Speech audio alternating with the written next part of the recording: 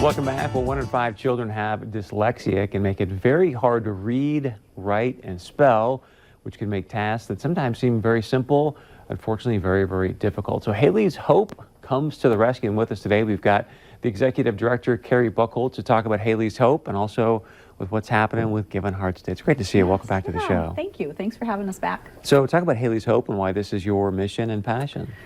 Well, Haley's Hope was started because my son struggled with learning to read and write when he was in preschool and early on, and so challenged for several years of figuring out why he wasn't learning like his sister, like the rest of the kids, and so learned that it was because he had dyslexia, profound dyslexia, and so I just knew as a family that we needed to help the other 1 in 5 kids in our area, not just Fargo-Moorhead, but across the state, that don't understand what illiteracy really means and how it can be overcome with the right kind of remediation. And so that's what dyslexia is. It is being illiterate.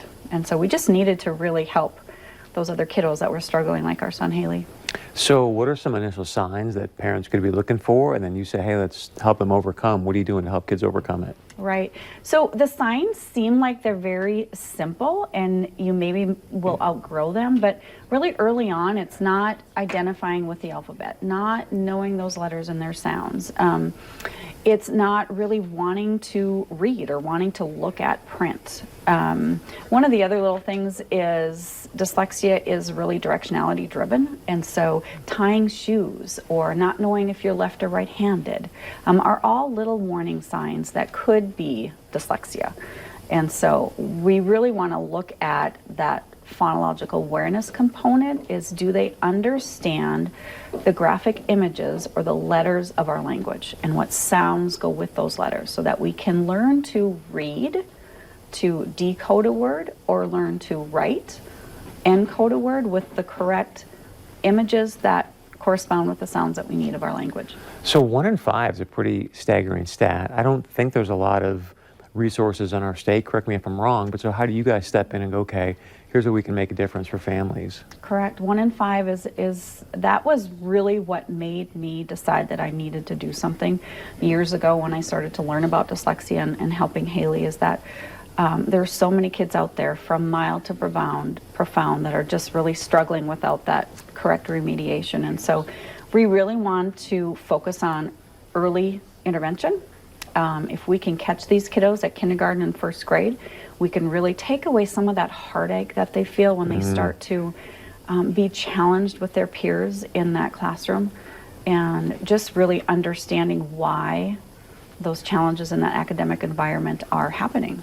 And do you provide tools? 'Cause I think I've read that sometimes students, if it's in like yellow, that helps mitigate some of the challenges and things like that. So do you provide those tools? Or? Well, the coloring maybe that you're talking about is a whole different issue. It has nothing to do with overlays or that kind of thing. It's really how they process those graphic images or those letters. And so we really teach language from the basics of the sounds of our language. So all of the words that we're saying right now have sounds attached to them in all those letters. So we really have to teach from that standpoint before we even get to letter recognition and symbol sound, letter sound correspondence.